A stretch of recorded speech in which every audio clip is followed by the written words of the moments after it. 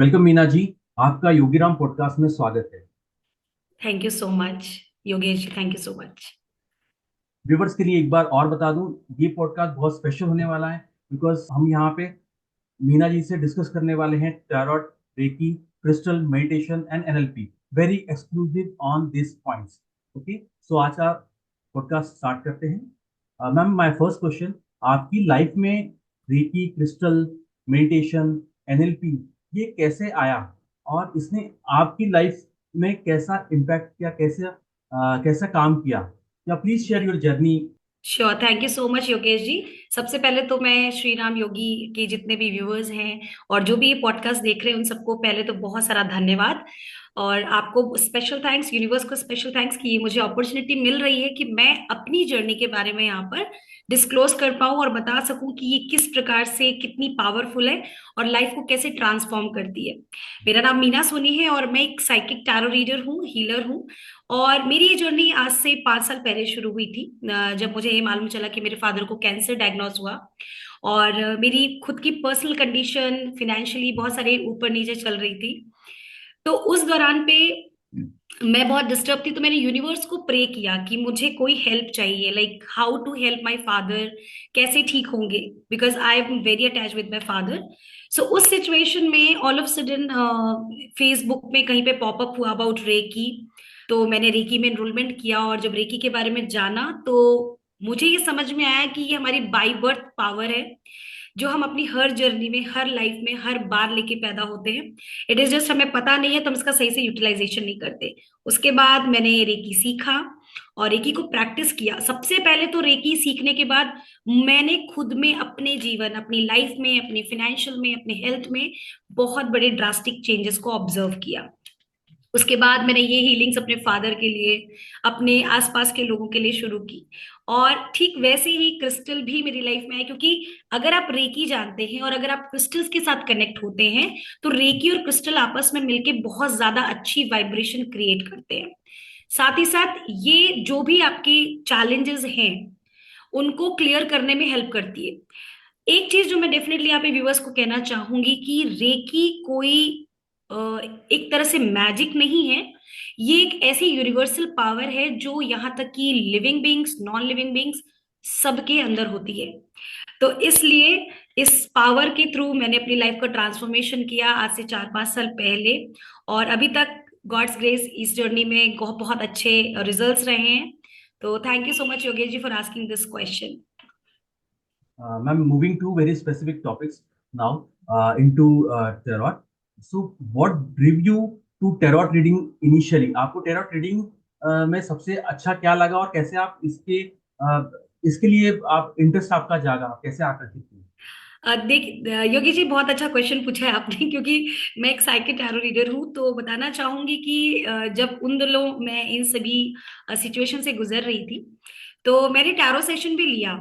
और जब tarot session लिया तो फेसबुक में ही किसी का ऐड आया होगा, ऑल दो मैं सच बताऊं आपको तो मैं बिलीव बिल्कुल नहीं करती थी। आज से 20 साल पहले, 19 साल पहले जब मूवी आई थी किस्मत कनेक्शन, विद्या बालन जी की, हम्म। शाहिद कपूर के साथ, तो जब जूही चावला उसमें एज अ टैरो रीडर थी तो मैं उस वक्त 9th क्लास में पढ़ती थी और मैंने ये देख के सोचा, मैंने कहा यार ये क्या फालतू की चीजें। एक्चुअली यूनिवर्स ने इंडिकेशन तभी दे दिया था कि वो मेरी जर्नी है, बट चूंकि हम अवेयर नहीं थे, मैं अवेयर नहीं थी इन एनर्जीज से, तो मैंने ध्यान नहीं दिया।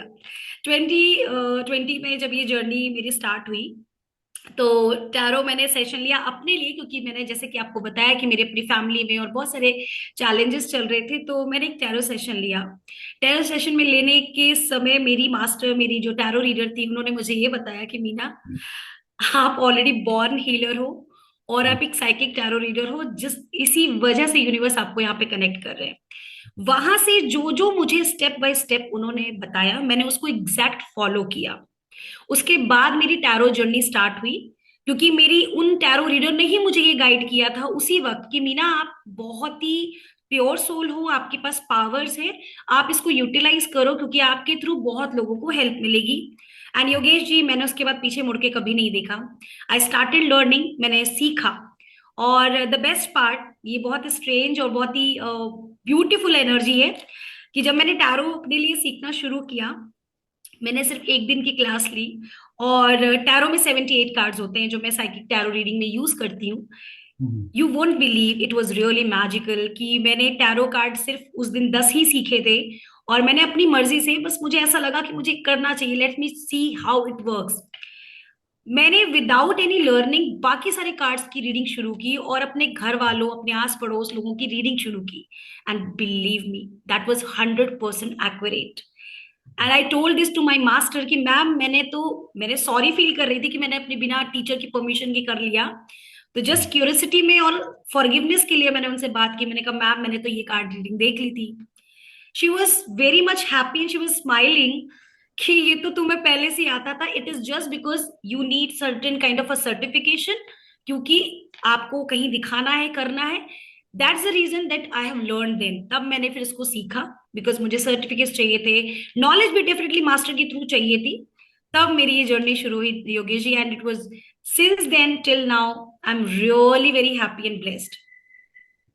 मीना जी, इसी कंटेक्स्ट में दूसरा सवाल एक ये है कि टैरो में जैसे आपने बताया 78 कार्ड्स होते हैं, और भी बहुत सारे डिफरेंट डिफरेंट के जो कार्ड्स रहते हैं या सेट्स ऑफ कार्ड्स रहते हैं, तो उनको कैसे इंटरप्रेट करते हैं, या उसके बारे में थोड़ा सा ब्रीफ प्लीज बताइए। बिल्कुल, मैं बताना चाहूंगी। थैंक यू सो मच, बहुत प्यारा सवाल पूछा आपने योगेश जी फिर से। देखिए, टैरो में 78 कार्ड्स होते हैं, जो हम राइडर वेट की बात कर रहे हैं। इसमें 78 कार्ड्स में हमारे 22 मेजर आर्कनास कार्ड होते हैं, जो हमारी लाइफ के बहुत बड़े बड़े डिसीजंस को क्लियर करते हैं, बहुत बड़े बड़े डिसीजंस के बारे में हमें बताते हैं। इसके हम्म, अलावा जो 56 कार्ड्स हैं, उसमें हमें कोर्ट्स शूट्स के कार्ड कहते हैं, जिसमें कि हमारे चारों साइन आते हैं, जो हमारे अर्थ एलिमेंट है, वाटर एलिमेंट है, एयर एलिमेंट है, फायर एलिमेंट है, जिन्हें अलग अलग कार्ड्स के थ्रू बताया जाता है। इनको जब इंटरप्रेट करते हैं तो इनमें बहुत सारी इमेजेस होती हैं, इसमें बहुत सारे नंबर्स भी होते हैं, क्योंकि न्यूमरोलॉजी भी इसी से कनेक्टेड है, एस्ट्रोलॉजी भी इसके साथ हम कर सकते हैं। एंड सबसे बड़ी बात की जो टैरो रीडिंग है, ये आज की नहीं है, ये हमारे बहुत 1600 शताब्दी से चला आ रहा है। जिसे अगर बोला जाए कि बहुत सवाल जब आते थे लोगों के मन में, तो इटली में ये शुरुआत हुई, और पिक्चर्स के थ्रू डिस्क्लेयर करते थे, उसको डिस्क्लेम करते थे कि ओके फाइन, ये ऐसे दिखेगा, ये ऐसी सिचुएशन आएगी। तो कार्ड्स में, क्योंकि हर चीज यहाँ पर सबकॉन्शियस माइंड है, यहाँ पर हम अपने कार्ड्स के थ्रू सबकॉन्शियस माइंड की रीडिंग करते हैं। हम्म, सबकॉन्शियस माइंड क्या है, थोड़ा सा बताना चाहूंगी योगेश जी। सबकॉन्शियस माइंड हमारा वो पावर है जो हमारे पास्ट कई सारे बर्थ और आने वाले कई बर्थ, इन सबके बारे में सारा कलेक्शन रखता है। प्रेजेंट में भी हम जो सोचते हैं, वो हमारे सबकॉन्शियस माइंड के अंदर ऑलरेडी है। आपसे सवाल एक करना चाहूंगी, जो व्यूवर्स हैं वो प्लीज यहाँ पर कमेंट में जरूर लिख दीजिएगा कि क्या आपके साथ भी कुछ ऐसा होता है कि आपने कुछ, किसी ने नाम लिया और आपके सामने उससे कनेक्टेड पिक्चर आ जाती है। फॉर एग्जाम्पल योगी जी, अगर मैं आपसे पूछती हूँ लव, तो आपके दिमाग में पहली पिक्चर कौन सी आ रही है? अभी फिलहाल तो वाइफ की। यस, इट मीन्स समवेयर, कहीं ना कहीं हमारे ब्रेन में, सबकॉन्शियस माइंड में पिक्चर्स बहुत ज्यादा स्ट्रांगली काम करती हैं। राइट। इस वजह से टैरो कार्ड में जो दिए हुए पिक्चर्स हैं, उनके थ्रू हमारे कार्ड्स हमको बताते हैं कि क्या चीज लाइफ में चल रही है और क्या होने वाली है। नेक्स्ट, एक और मैं यहाँ पे ऐड करना चाहूंगी लोगों को बताने के लिए, कि टैरो कार्ड प्रिडिक्शन नहीं करता है। टैरो कार्ड हमें गाइडेंस के फॉर्म में यूज करना होता है। प्रिडिक्शन टैरो कार्ड इसलिए नहीं करते हैं क्योंकि यूनिवर्स की एनर्जी है, आपकी एनर्जी है, मेरी एनर्जी है।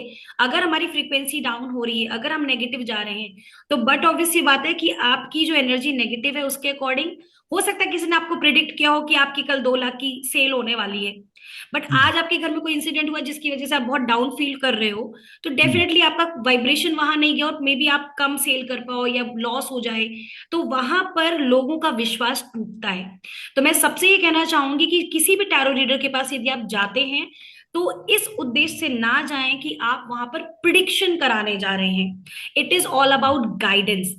तो हम्म, जिस प्रकार मैंने आपको कहा कि हर पिक्चर में, हर कार्ड में एक पिक्चर दी होती है, उस पिक्चर के पीछे स्टोरी होती है। Now here let me give you more clarity. Hmm, एक कार्ड के अंदर ये करोड़ों लोग, हमारे जो पूरे सृष्टि में लोग रह रहे हैं, हम्म, करोड़ों लोगों की जनसंख्या में जो भी लोग हैं, उनके बारे में हर एक कार्ड अलग अलग बात बताएगा। ओके। यस, ऐसा नहीं है कि जो कार्ड मेरे लिए आ रहा है वो मीनिंग आपके लिए भी आ रही होगी।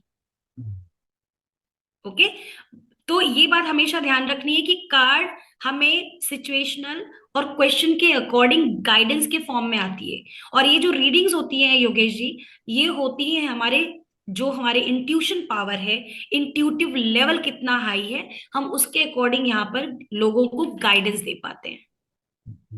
Great ma'am, great. आपने बहुत अच्छे तरीके से और बेसिक लेवल पे आपने बताया। किंतु thank tarot you so much. का इसमें जब जाना भी हो इस फील्ड में, दे गेट एन आइडिया कि ओके ये चीजें होती हैं, and they don't get information. Ma'am इसी में ही टैरोट की सेशन जो आप लेती हैं, जो आप सिखाती हैं, जो आप क्लाइंट्स के साथ, या जो आप इससे जो हेल्प करती हैं, गाइड करती हैं लोगों को, तो मैम इसका जो कैसे ट्रांसफॉर्म हुआ लोगों की लाइफ, प्लीज वो एक्सपीरियंस प्लीज शेयर करिए मेरे बिल्कुल, साथ। Thank you so much Yogesh ji पूछने के लिए ये सवाल।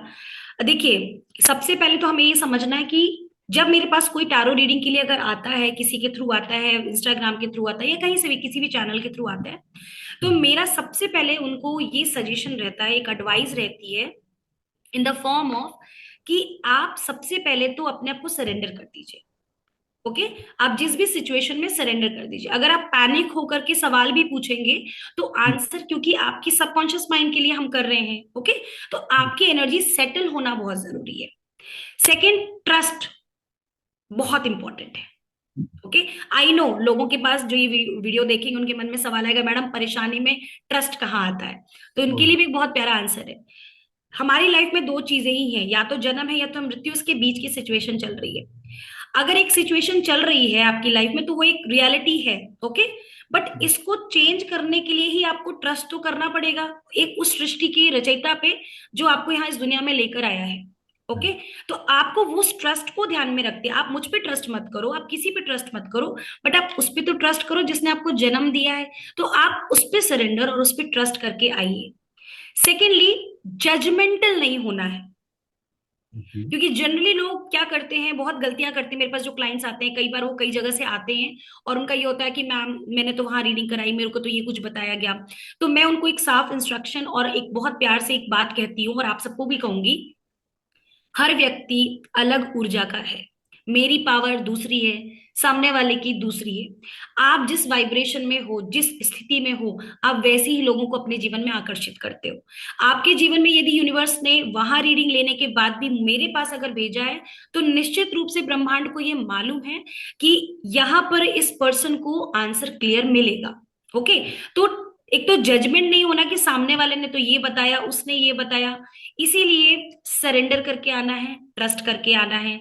प्लस अगर मुझसे पूछा जाए मेरे जो टैरो में बहुत अच्छे कैसे गाइडेंस रहे, तो ऐसे भी लोग आए जो सुसाइडल रहे हैं, ओके, जिनके रिलेशनशिप टूट रहे, सुसाइडल रहे हैं, और विद गॉड्स ग्रेस मैं अपने टैरोस को बहुत धन्यवाद करती हूँ कि उन्होंने मुझे चुना है और मुझसे ये काम करवाया।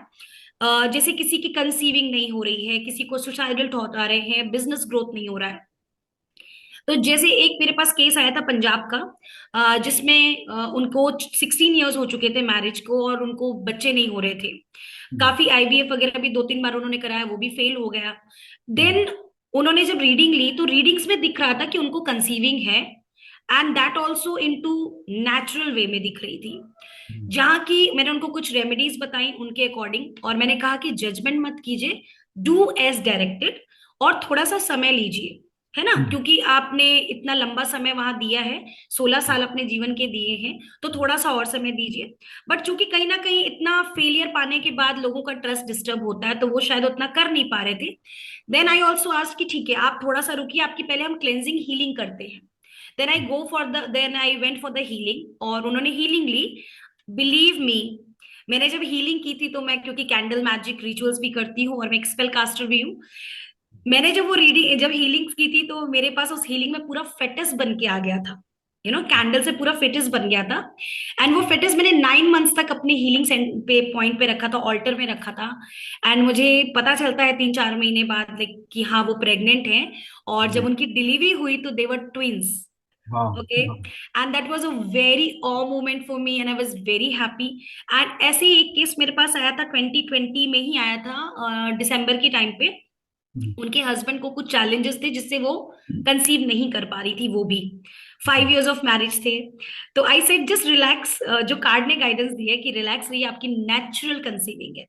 And you won't believe Yogesh ji, 2 से 3 महीने बाद मैं पूजा कर रही थी and I got a call from her कि ma'am I am very happy, I am pregnant now. And जी। आज उनका बच्चा 3 साल का हो चुका है। मैं बहुत खुश हूँ। और मैं ये सबको ये कहना चाहती हूँ कि देखिए, ट्रस्ट पे पूरी दुनिया कायम है। तो अगर आप किसी भी टैरो रीडर के पास आ रहे, चाहे वो मैं हूं या कोई भी दुनिया का XYZ, हम्म। सरेंडर करके जाइए, जजमेंट के लिए मत जाइए। This is how I have experience. And ऐसे हजारों मेरे पास टैरो सेशंस हैं। किसी की मैरिज नहीं हो रही थी, किसी को कोर्ट केस चल रहा था, कोर्ट केस भी रिलीज हुआ। क्योंकि देखिए योगेश जी, बहुत इंपॉर्टेंट बात है कि जब आप किसी से टैरो सेशन ले रहे हैं तो आप उस सामने वाले को सुनो जो आपको गाइडेंस दे रहा है। क्योंकि उस वक्त जब हम रीडिंग करते हैं, we are not the one, we are channelized with the energy, hmm. Conscious level, subconscious level पे।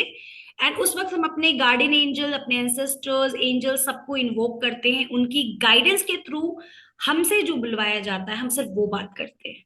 ग्रेट। जी।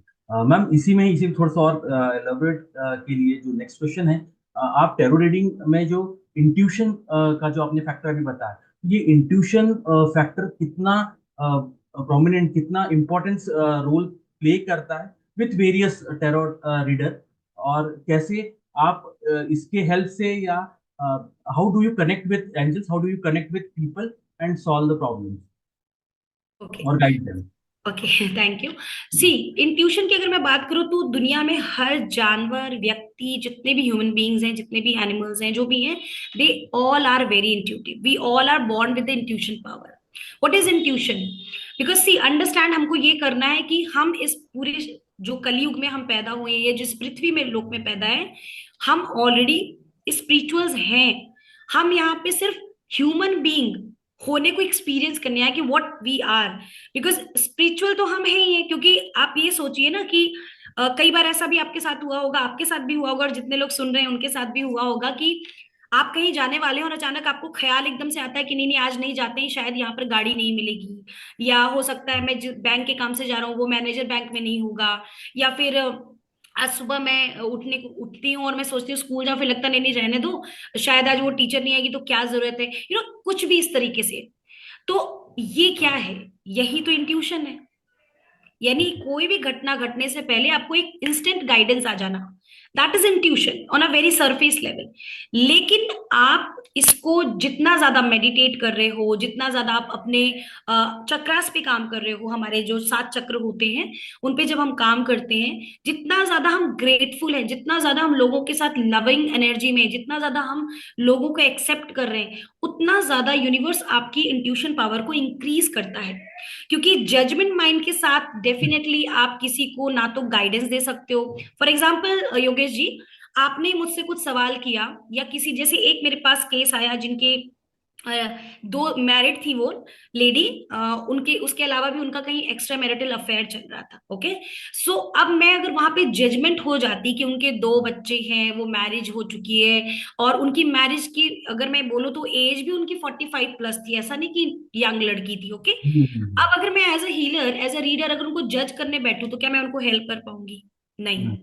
बिकॉज मेरी इंट्यूशन ने जो मुझे वो बताया, जो मुझे मेरे थ्रू गाइडेंस आई कि भाई उसके अपने पास्ट कर्मास थे, उसको वो भी कंप्लीट करनी थी वो जर्नी, वो गलत नहीं है। लेकिन अगर कोई इसको जानबूझ के कर रहा है for just entertain their life, that is a challenge. Okay. Because मैं यहाँ पे ये बढ़ावा नहीं देने वाली हूँ किसी को अपने इस स्टेटमेंट से राइट। कि आप एक्स्ट्रा राइट। मैरिटल अफेयर कीजिए। नो, ऐसा नहीं है। ये किसी केस में होता है कि अगर आपका कार्मिक बंधन बंधा है तो आपको क्लियर करना पड़ेगा। इसीलिए as a relationship coach and life coach होने के नाते मेरे पास जब कपल्स आते हैं तो मैं उन्हें भी वहां गाइड करती हूँ। अगर आपकी वाइफ के साथ या आपके साथ ये सिचुएशन है तो कैसे डील करना चाहिए। Because we can't always take a decision कि वो गलत है। तो हम्म। इसलिए इंट्यूशन काम करती है। इंट्यूशन हर टैरो रीडर की अलग होती है। आपने सवाल पूछा कितने हद तक कैसे काम करती है। फॉर एग्जाम्पल, मेरा लेवल साइकिक है। फॉर एग्जाम्पल, मैं एक क्लेयरिवोयंट हूँ। अगर मैं शायद किसी को देख लूं तो जब यूनिवर्स मुझे गाइड करते हैं तो बिना कार्ड निकाले भी उनके बारे में मैं बात कर सकती हूँ। डिपेंड करता है सामने वाले की भी एनर्जी कैसी है। साथ ही हम्म। साथ हर टैरो रीडर अपने लेवल पे अपनी जगह दी बेस्ट है। तो यहाँ पे कंपैरिजन नहीं है। मेरी अपनी ओन एनर्जी, मेरा अपना एक स्पेस है, मेरा अपना एक यूनिवर्स है, आपका अपना एक यूनिवर्स है। तो हर हम्म। टैरो रीडर के पास अलग पावर्स है। कुछ लोगों को कार्ड्स एस्ट्रोलॉजिकली बहुत अच्छे से गाइड कर पाते हैं, कुछ लोग न्यूमरोलॉजिकल के थ्रू बहुत कर पाते हैं, कुछ लोग स्टोरी फॉर्म में बहुत अच्छी रीडिंग कर पाते हैं, कुछ लोग कुछ ऐसे टैरो रीडर्स भी हैं जो सिर्फ करंट सिचुएशन पे ही काम करके सामने वाले की पास्ट और फ्यूचर को मेंटेन कर देते हैं। सो हर तरह के टैरो रीडर्स बैठे हुए हैं। और मैंने खुद क्योंकि टैरो रीडिंग पहले ली है, तो मैं जानती हूँ कि हर टैरो मास्टर की एनर्जी अलग है। एक सवाल इसी से बहुत अच्छा आंसर है उसका, मैं आपको बताऊंगी। हम्म। जैसे मेरे पास कोई पर्सन आया और उसने मुझसे पूछा मेरी कंसीविंग कब है। ओके, हम्म। वही सेम क्वेश्चन उसने किसी और से पूछा। हो सकता है मेरा आंसर यहाँ पर आता है कि कार्ड्स के थ्रू कि आपकी कंसीविंग आपको 3 महीने के बाद दिख रही है, लेकिन उससे पहले आपको अपने इस एनर्जी को क्लिंस करना है, ये अफर्मेशंस आपको करनी है, या ये आप लॉ ऑफ अट्रैक्शन के थ्रू कर सकते हो। वही सेम क्वेश्चन उसी पर्सन ने किसी और से पूछा और उन्होंने ये कहा कि आपकी कंसीविंग में बहुत सारे चैलेंजेस हैं, आपको हीलिंग लेनी पड़ सकती है, या आपको सबसे पहले अपने हस्बैंड के साथ अपने रिलेशन ठीक करने होंगे, या आपको अपने इनर चाइल्ड को हील करना होगा। तो आंसर वही है, आंसर वही, बट एनर्जी हम दोनों की अलग होने की वजह से, यानी मेरी और किसी अदर टैरो रीडर की, हम्म। हमारे हम्म। आंसर्स अलग होंगे। Result end of the day वही है, बट सिचुएशन, क्योंकि देखिए योगेश जी, एक रीडर या एक टैरो रीडर उस बात को ही बोलेगा जो उसके थ्रू हो करके सच निकलनी है। राइट, फॉर एग्जाम्पल अगर मैं कहती हूँ कि आप हल्दी से नहाइए आपके घर में धन आएगा, इट मीन्स उस वक्त ये मुझसे बुलवाया गया है। ओके।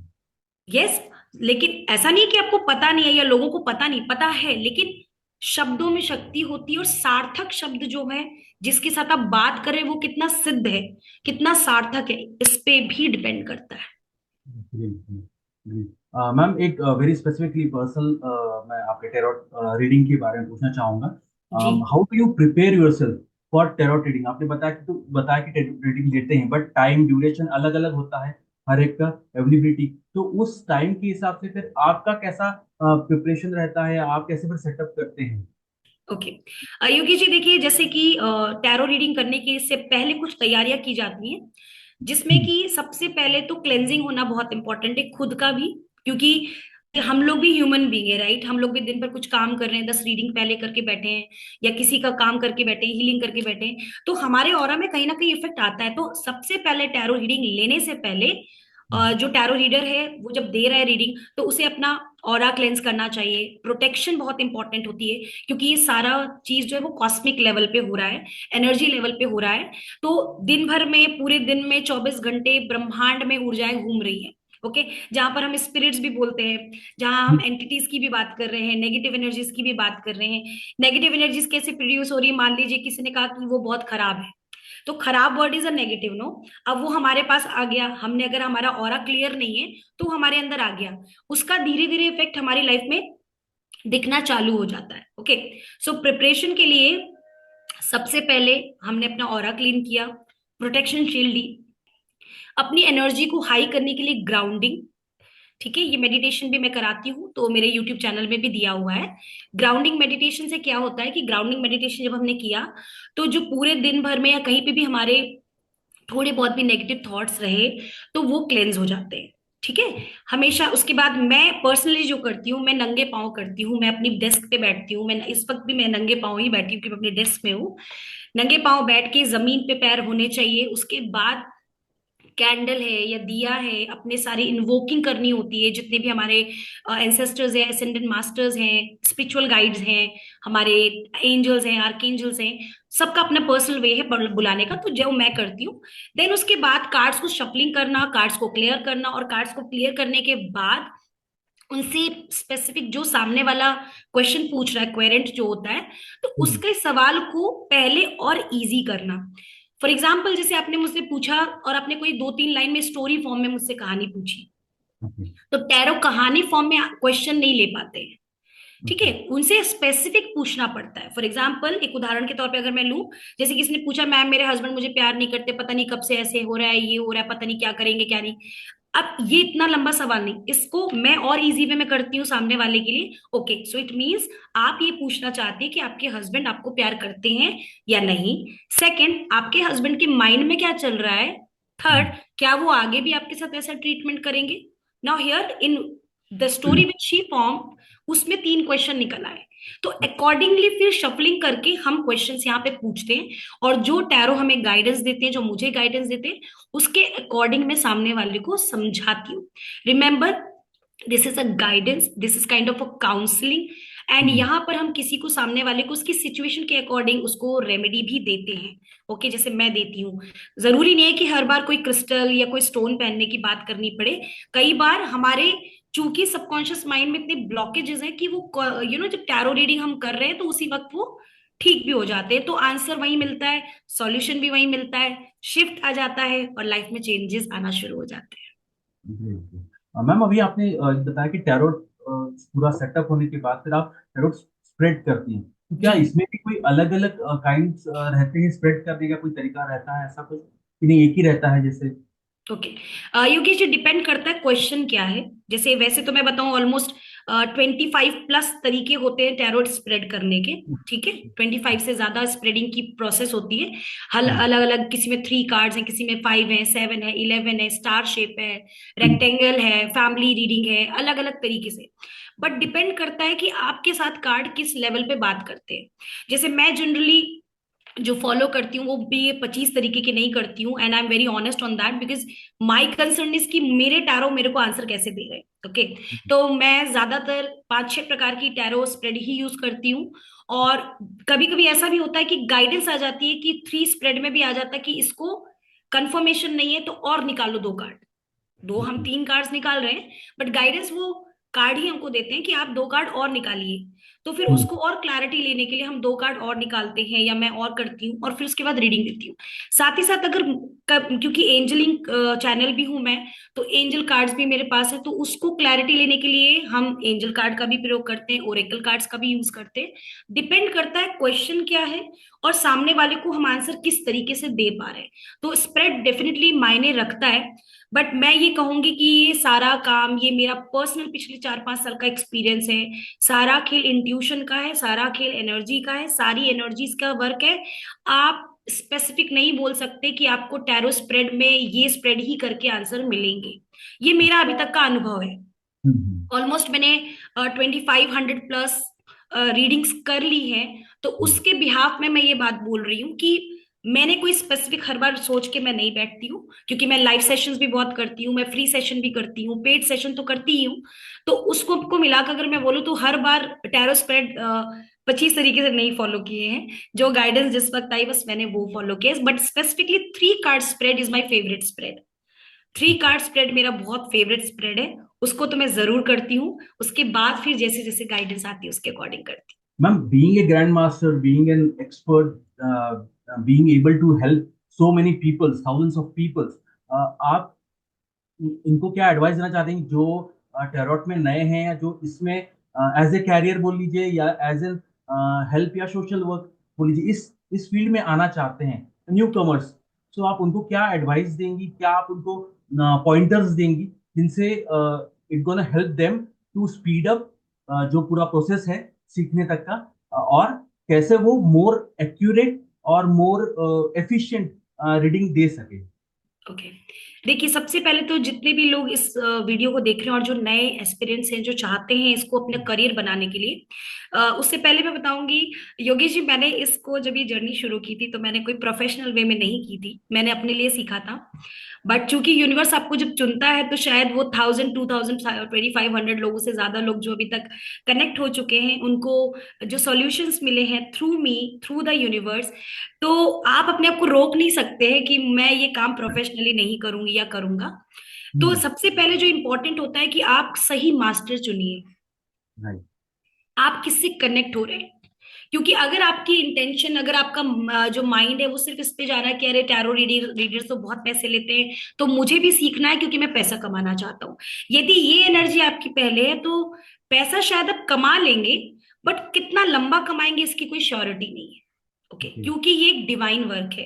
तो हम्म, हमें इसे किस तरह से लेना चाहिए कि मैं अगर अपनी लाइफ में चेंज कर चुकी हूँ तो मैं इसके थ्रू कितने लोगों को चेंज कर सकती हूँ, कितने लोगों की लाइफ में ट्रांसफॉर्मेशन ला सकती हूँ। तो पहला इंटेंशन तो ये क्लियर होना चाहिए। हम्म, सेकंड, आपका मास्टर कौन है? क्या वो भी आपकी तरह, या क्या वो उस तरह है कि उसका जो इंटेंशन है वो सिखाने का ज्यादा है, लाइफ को ट्रांसफॉर्मेशन में ले जाने का ज्यादा है, या वो बहुत मनी माइंडेड है? ओके, जी। सी, वी वर्थ, हम चार्ज करते हैं, I also charge, but right. क्या ये चार्ज करते वक्त ये हम ध्यान रखते हैं कि हम उसको देने क्या वाले हैं? अगर आप मुझसे टैरो रीडिंग भी ले रहे हो और अगर मैं आपको 10x वैल्यू नहीं ऐड कर रही हूँ तो आप मेरे पास दोबारा नहीं आओगे फॉर श्योर, राइट? क्योंकि हमको ऐसा काम करना है योगेश जी जो हमारे लाइफ लॉन्ग के लिए काम कर सके। तो टैरो रीडर बनने के लिए सबसे पहले तो आपका इंटेंशन क्लियर होना चाहिए। दूसरा, आपके मन में सर्विंग कंट्रीब्यूशन की पावर और एनर्जी और फीलिंग होनी चाहिए। Most third, important. आपके अंदर कामनेस होनी चाहिए, पेशेंस होना चाहिए। फोर्थ, आपको ये पता होना चाहिए कि आप कितना डेडिकेटेड हो सकते हो, क्योंकि ये सारी जर्नी टाइम मांगती है आपसे। और टाइम भी ऐसा नहीं कि आपको पूरे दिन बैठना है, आप अपने पूरे 24 घंटे में से आधा घंटा निकालिए, 1 घंटे निकालिए, प्लस अपने टैरो के साथ बात कीजिए। जैसे मैं आपसे इस वक्त बात कर रही हूँ, आप सब लोग जो मुझे सुन रहे हैं, आप जितना ज्यादा इनके साथ कनेक्शन बनाओगे, जितना इनके साथ अपना प्यार बांटोगे, जितना इनके साथ आप रोज बात करोगे, ये आपके साथ, आपको ड्रीम के थ्रू, आपको इमेजिनेशन के थ्रू, आपको किसी आपने मोबाइल उठाया और मोबाइल में स्क्रॉलिंग कर रहे हैं आप कुछ, तो स्क्रॉलिंग में कुछ मैसेजेस आ गए, यानी कहीं ना कहीं यूनिवर्स आपको उन कार्ड्स के कनेक्शन आपको इन सब के थ्रू बताना शुरू कर देता है। इसके अलावा आपको मेडिटेशन, अपनी माइंडफुलनेस पे, ग्रैटिट्यूड जर्नल, आपको हर जगह पे लव को देखना है। आपको ये ध्यान रखना है कि आप कंप्लेनिंग मोड पे ना रहें, क्योंकि अगर आप कंप्लेनिंग मोड पे हैं तो आपने जितना कुछ भी सीखा वो कहीं ना कहीं वापस चला जाएगा, क्योंकि यूनिवर्स उनको देते हैं जो ईश्वर को धन्यवाद करने की अवस्था में हमेशा रहते हैं। यानी अगर आपके साथ कुछ नहीं भी अच्छा हुआ ना, तो आप ये सोचो, ठीक है कोई बात नहीं है, एटलीस्ट मेरे साथ इतना तो है, सामने वाले के पास तो ये भी नहीं है। फॉर एग्जाम्पल, मैं अपनी भी अगर करियर की शुरुआत की अगर बात करूं, तो मैं देखती थी लोग 40-40 हजार रुपए चार्ज कर रहे हैं, और मैं 1100, और मैं कहूँ तो शायद मैं 101 रुपए में भी मैंने शुरुआत की थी जब अपनी जर्नी की। बट खुशी बहुत मिलती थी मुझे। पैसे उस वक्त मिले ना मिले पता नहीं, लेकिन खुशी बहुत मिली। एंड इतनी खुशी मिली कि उसका जो योगदान जो उन लोगों का मेरे जीवन में रहा, जो मैंने अपनी टैरो को ग्रेटफुलनेस शो की है, कि आज की डेट में मैं चार्ज करती हूँ अगर 11 हजार, 15 हजार, जो भी मैं चार्ज करी हूँ, 20 हजार, 25 हजार, पीपल आर रेडी टू पे। वाई? बिकॉज मैंने उस वक्त लालच नहीं दिखाया था। आज यूनिवर्स मुझे दे रहा है, मैं वर्थ हूं, मैंने अपने ऊपर बहुत काम किया, आज भी मैं लर्निंग प्रोसेस पे हूं। मैं ये नहीं कहूंगी कभी भी कि मैं तो परफेक्ट हो चुकी हूँ, no, I am learning every single day, every sing, even I am still learning. So it's not about that I am learning tarot, but मैं अपनी स्किल्स में और काम कर रही हूँ। तो जितने लोग ये इंस्पायर हो रहे हैं और ये करना चाहते हैं, बिलीव मी, अगर आपके पास सही मास्टर है, आपने सही तरीके से सीखा है, सही तरीके से उसको यूटिलाइज करें उस पावर को, तो लोग आपके पास आएंगे। इनिशियली लेवल पे हो सकता है आप उस तरह से अर्न ना कर सके, बट यहाँ पे भी पहले की सिचुएशन अलग थी, आज की सिचुएशन बहुत अलग है।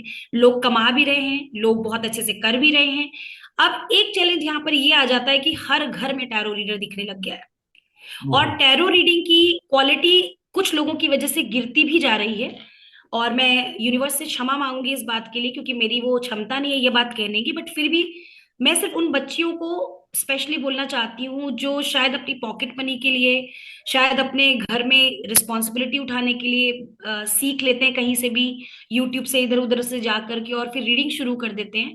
तो मैं उनको इत्तला करना चाहूंगी कि आप ऐसा करके, अगर आपने प्रॉपर गो थ्रू नहीं किया है, किसी मास्टर को फॉलो नहीं किया, मास्टर से नहीं सीखा, तो आप धीरे धीरे अपने बॉडी में, अपने इंटरनल ऑर्गन्स पे, अपने कर्मास पे नेगेटिविटी को अट्रैक्ट कर रहे हैं, जिसका इम्पैक्ट आपके हेल्थ, फिनेंसेस, आपके परिवार, आपके आने वाली जनरेशन में पड़ेगा। और believe me Yogesh ji, hardly इस बारे में कोई बात करता है, क्योंकि रीडिंग करना चैलेंज नहीं है, कहीं ना कहीं इंट्यूशन है, लोगों ने देखा, but what are the exactly process before that, and what exactly the process after doing the reading, ये तो आप किसी मास्टर से ही सीखोगे ना। यूट्यूब में तो आपको कार्ड्स के बारे में बता सकते हैं, कार्ड्स में मैंने खुद भी बताए हुए हैं, जनरल बट क्या इंफॉर्मेशन। वहां पे बताने से आप ट्रेंड हो जाओगे? नहीं, यू नीड अ मास्टर ना, आपको मास्टर चाहिए, आपको कोई ना कोई चाहिए। तो इस बिहाफ पे यहाँ पर ये चीज बहुत इंपॉर्टेंट है कि टैरो सीखने वालों को ये ध्यान रखना चाहिए हम किससे सीख रहे हैं, कहाँ सीख रहे हैं, क्या हम उसकी प्रैक्टिस ठीक कर रहे हैं, क्या हम प्रोटेक्शन ले रहे हैं। और ये जर्नी बहुत खूबसूरत है, बहुत ही खूबसूरत है, मेरे पास शब्द नहीं है। Thank you ma'am, it was really great. आपने जिस तरीके से एक्सप्लेन किया, इट वाज रियली ग्रेट। और मैं योगी राम के जितने भी व्यूअर्स हैं, मैं उनको एक चीज बताना चाहूंगा, you know the grand master. आपको पता है कनेक्ट किससे करना है। मैम का कॉन्टेक्ट डिटेल्स वेबसाइट फुटर पे आ रहा है, आप उस पर कॉन्टेक्ट करिए। Take a help, take a guidance. It is not like that कि you just enrol for a course. पहले जानिए, कनेक्ट करिए मैम के साथ, फ्रीक्वेंसी के साथ, एंड सी द मैजिक। मैं यही बोलना चाहूंगा। मैम लास्ट क्वेश्चन टेरॉट के लिए मैं ये पूछना चाहूंगा, then we will move to reiki more specifically, कि आप टेरॉट का future in India very specifically, जो रीडर्स हैं, जो अवेयरनेस जब मैं बोलूँ in general people like us, तो ये कैसे डेवलप हुआ है आफ्टर पेंडेमिक आप बोल लीजिए, या ओवर द पीरियड जो अभी जो 3-4 साल जो हैं, उसमें कैसा डेवलप हुआ? लोग अभी जानने लग गए हैं, बात करने लग गए हैं, या इट वाज लाइक हाँ पहले से ही था? प्लीज प्लीज एक लास्ट ओके, क्वेश्चन। बिल्कुल। योगी जी देखिए, टैरो की अगर मैं बात करूं तो ये हमारे इंडिया में पिछले 20-25 साल से था। ऑलरेडी ये था कहीं ना कहीं, बट ये ऑल ओवर वर्ल्ड में फैला हुआ था। हमारे इंडिया में इसको बहुत ज्यादा पहले तवज्जो नहीं देते थे। और इंडिया में 20-30 साल पहले ही हमारे हार्डली ही कोई टैरो रीडर हमारे इंडिया में थे, जिनमें एक एक्ट्रेस भी है, मुझे उनका नाम इस वक्त नहीं याद आ रहा है। She was from the film industry, but उन्होंने भी 15 साल 20 साल पहले टैरो सीखा और वो भी टैरो रीडिंग करती हैं। ओके। और बहुत सारे लोग इसको फॉलो करते, बट कंडीशन क्या थी कि सोशल मीडिया में इसके बारे में ज्यादा डिस्कशन नहीं हो रहा था। जब पेंडेमिक आया तो पेंडेमिक में क्या हुआ कि लोगों को होप नहीं मिल रही थी कहीं से। और कुछ लोगों ने इसको स्टार्ट किया कि लोगों को होप मिलना शुरू हो, उनको गाइडेंस मिलना शुरू हो।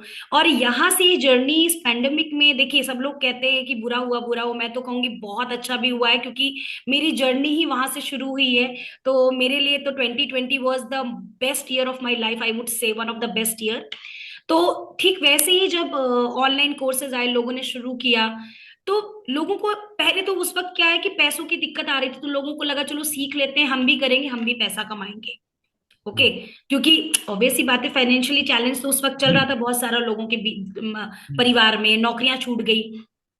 तो जब वहां से शुरुआत हुई तो ये और ज्यादा स्प्रेड हुआ। धीरे धीरे धीरे जो लोग सिखाते थे उन्होंने भी बहुत कम रेट में, कम प्राइस में सिखाना शुरू किया, क्योंकि उन्हें भी पैसे चाहिए थे। भाई क्लाइंट्स तो आ नहीं रहे थे उस तरह से।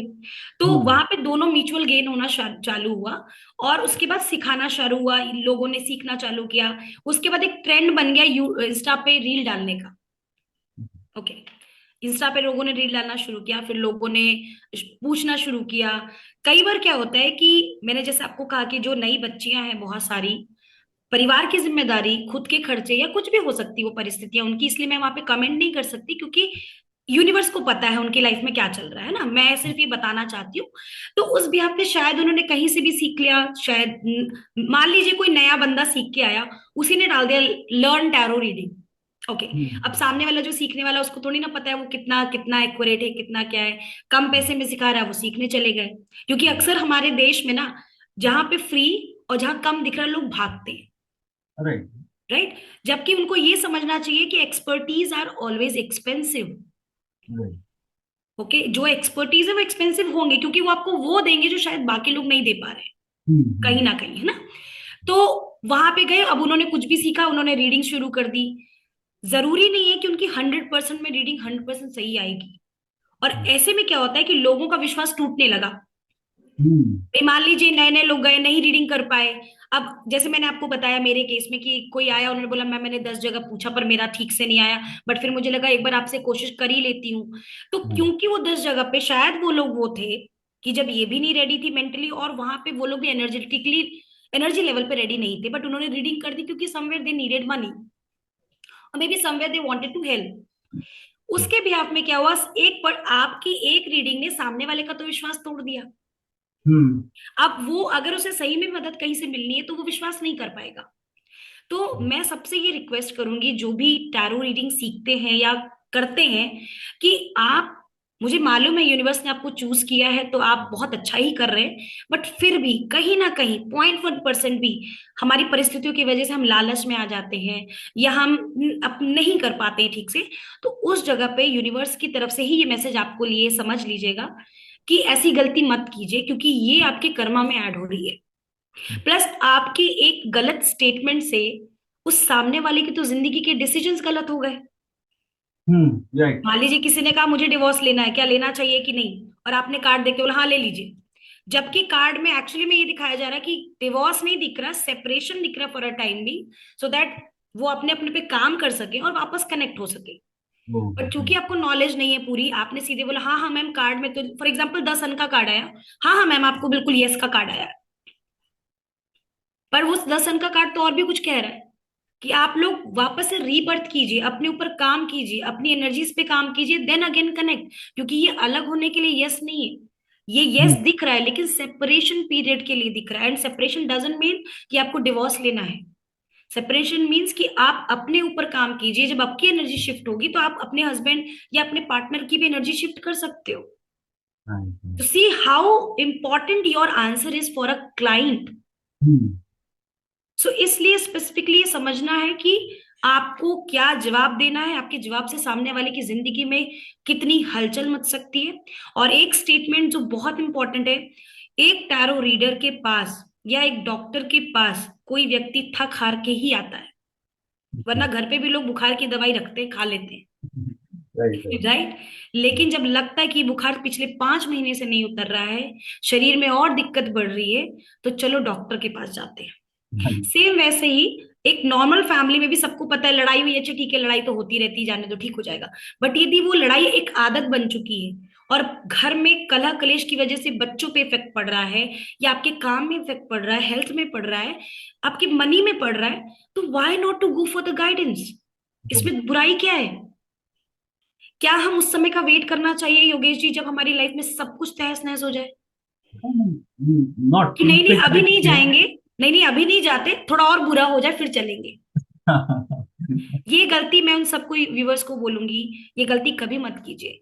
जब जख्म हो, रोग हो, प्रॉब्लम हो, जहां शुरुआत लग रही है, तो उसके बारे में रूट कॉज जान के उस पर ट्रीटमेंट चालू कीजिए। क्योंकि कई बार मैं खुद भी ये बात बता रही हूँ, एज अ हीलर बता रही हूँ, कई बार सिचुएशन बिल्कुल डिफिकल्ट टफ होने के बाद लोग आते हैं ना, तो हम भी हीलर है, ओके, भगवान नहीं है, तो हम भी चाह के बहुत कुछ फिर वहां पे नहीं कर सकते। तो उस बिहाफ पे क्या होता है कि सामने वाले को लगता है ये सब कुछ होता नहीं, तो आपके मानने से कुछ नहीं है कि आप माने या ना माने। सच्चाई ये है कि यूनिवर्स ब्रह्मांड यूनिवर्स है, ब्रह्मांड है, पावर है, और दुनिया चल रही है। मैं झूठ बोल सकती हूँ, पर क्या दुनिया में जो हजारों करोड़ों हीलर्स बैठे, पूरे मैं पूरे विश्व की बात कर रही हूँ, क्या वो सब झूठे हैं? क्या वो सब झूठ बोल रहे हैं? क्या डॉक्टर्स झूठ बोल रहे हैं? इवन आपको मैं बताना चाहूंगी योगेश जी, डॉक्टर्स तक यूनिवर्सल एनर्जी का प्रयोग करते हैं। आज की डेट में जितने लोग ये सुन रहे हैं, आपको भी पता है कि चाहे मैनिफेस्टेशन टेक्निक्स हो, चाहे क्रिस्टल्स हो जैसे मैंने पहने हुए हैं, आप देखेंगे कितने सारे actor actresses they also learn those things, they are doing it. Okay, so this work like this. तो आई रियली विश कि आप जितने भी लोग ने जो मुझे सुन रहे हैं, मैं आपसे डेफिनेटली ये प्रार्थना करूंगी, जिंदगी एक मिली है, इसको गवाइए नहीं, सही डिसीजन लीजिए, सही व्यक्ति के साथ जुड़िए, सही गाइडेंस लीजिए, क्योंकि आपके जीवन में कुछ लेट हो उससे पहले हमेशा आपके पास एक अपॉर्चुनिटी है चीजों को ठीक करने की।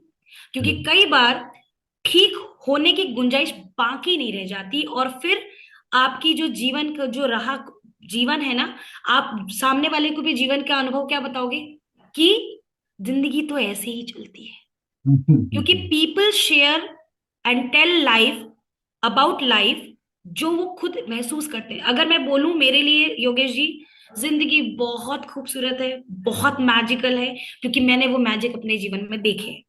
बट सामने वाला यदि बहुत तकलीफों से आए तो क्या बोलेगा? सिर्फ जिंदगी में तकलीफ है, कुछ नहीं है जिंदगी, क्योंकि वो उसका अनुभव है।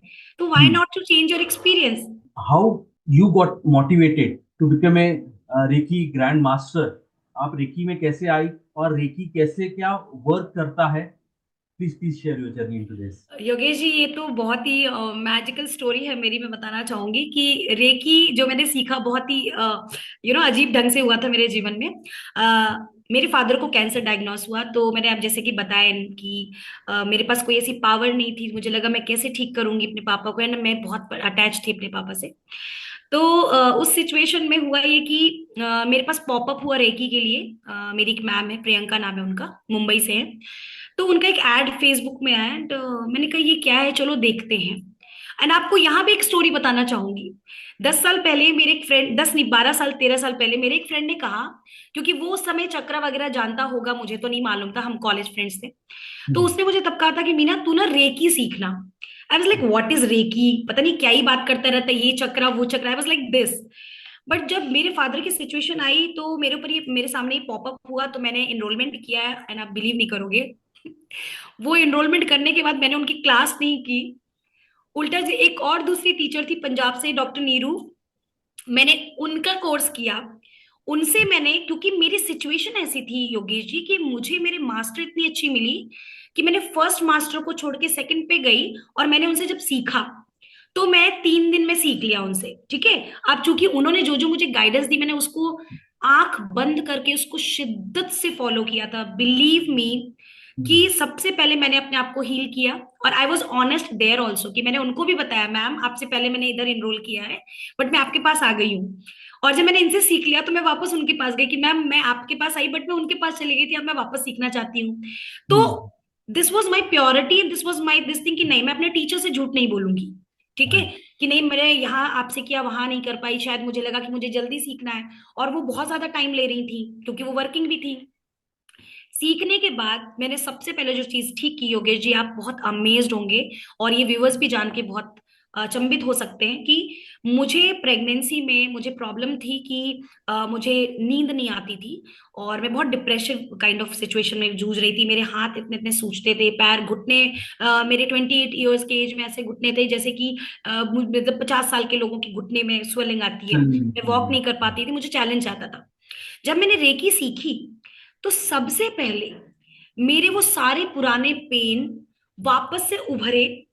और वो इतना पेन होता था मुझे 1 हफ्ते तक, जैसे मुझे ना किसी ने वो लकड़ी से मार मार के ना सुला दिया। तो जैसे कि मैंने बताया, जब मैंने स्टार्ट किया प्रैक्टिस, तो ऐसे मुझे लगता था जैसे मुझे कोई बहुत मार रहा है और मैं ना बेधड़क सोती थी। मतलब जिस जिस नींद के लिए मुझे स्लीपिंग पिल्स प्रेगनेंसी में भी लेनी पड़ी थी, रेकी सीखने के बाद, बिलीव मी, आज तक मैंने कोई स्लीपिंग पिल नहीं ली।